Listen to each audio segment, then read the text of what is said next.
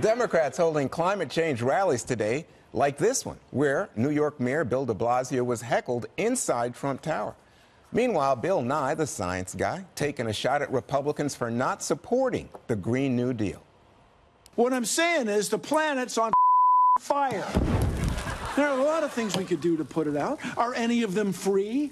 No, of course not. Nothing's free, you idiots. Grow the up. You're not children anymore. I didn't mind explaining photosynthesis to you when you were 12, but you're adults now, and this is an actual crisis. Got it?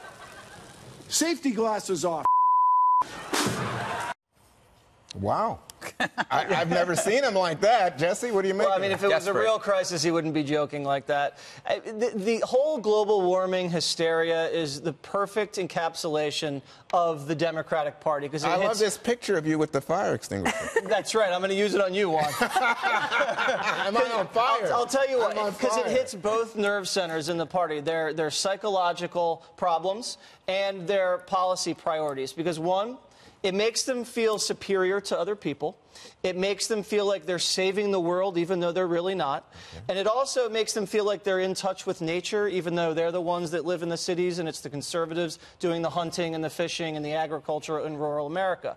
In terms of policy, they just make people feel guilty and use fear in order to do what they need to do. Because if you think about it, all of their solutions to everything is the same.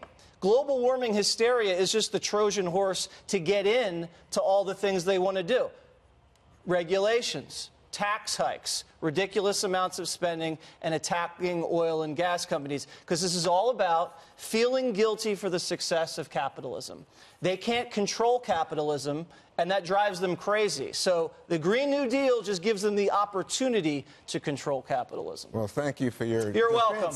We love hearing from Richie Rich and the plutocrats on this show.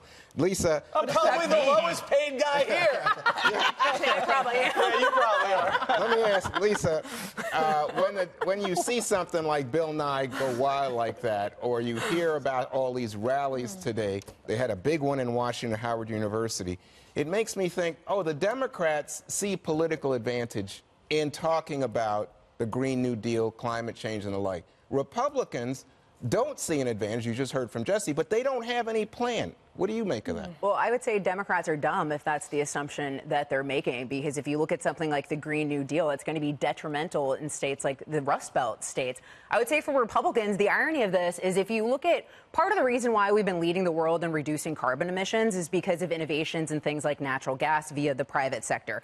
Yet, what Democrats want to do is move us entirely off of fossil fuels, which, mind you, it makes up, over 80% of the United States energy consumption.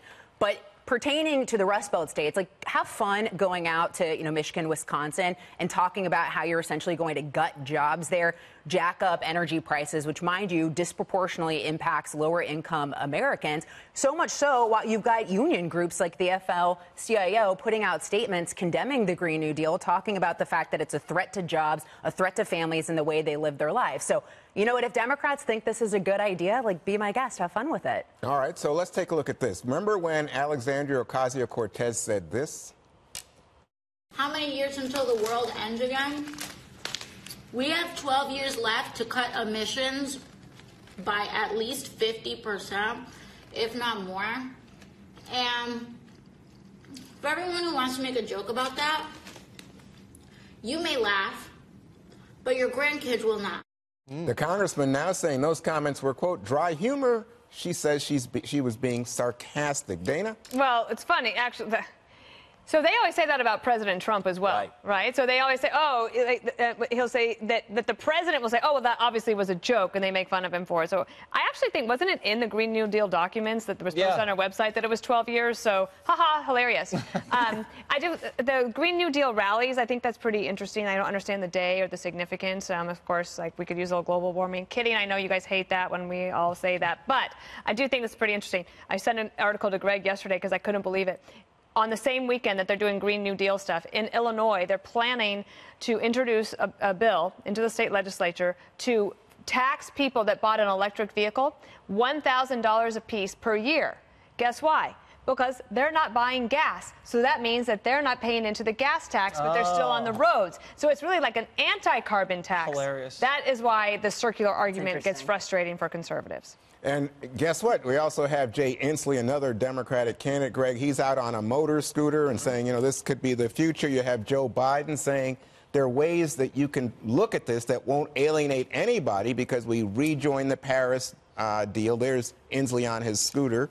And, you know, that there's a middle ground for conservatives. There is a huge middle ground, and we're in it right now. You see people from the Sierra Club. You see Bill Gates. They're right there. It's called nuclear power. It's the cleanest, safest, most environmentally friendly type of energy that we have right now. And whether you like it or not, that's going to solve climate change. I want to make 2 points. So a couple of things bug me about, you know, what nuclear energy has a bad rap because it's always been associated to the bomb, right? The nuclear bomb. And accidents. Yeah, renewables. Well, the accidents are few, and the solution. But that's why they gave it a bad. Yeah, but like the research shows. Anyway, renewable energy is somehow immune to serious environmental reporting. When was the last time anybody read an article about solar power waste? Okay, solar panels create a ton of waste. By 2050, there's going to be like 78 million metric tons. And this stuff is difficult to recycle and contains toxic chemicals like cadmium, which can leach out into the soil and the water. Cadmium? Cadmium. So what I'm saying is, no one talks about this, but this is going to blow your mind. Do you remember when there would be an oil spill and they would show the little ducks and everybody felt bad because they were cleaning the little ducks? Have you ever seen any footage from any photographers on the millions and millions of large and rare birds that have been murdered by wind farms? Wind farms are now probably one of the leading predators of birds, second to cats, I believe. Bird murderers. So where is PETA? Where's PETA? Where's the Audubon Society? Where are all the green groups? Where are the bird watchers? Because, are they all bought for and paid for by PETA? I don't know. Or by the green groups? The point is, we used to see these oil spills. We don't see the dead birds. That tells you something about the media. Where's I don't know justice? Where's the justice for the birds? No, the fact it's actually no, it's a great point. It's actually millions of large birds. Under the Migratory Bird Treaty Act, companies that if you are you can get responsible for it, you actually are fined. Yes. So they blame the companies, but nobody talks about the actual and there's so much roast chicken available in the stores. The Migratory Bird Talking about eagles, you're talking about condors. Going into the weeds Save about the birds and the like. You don't care about the birds, Juan? Great.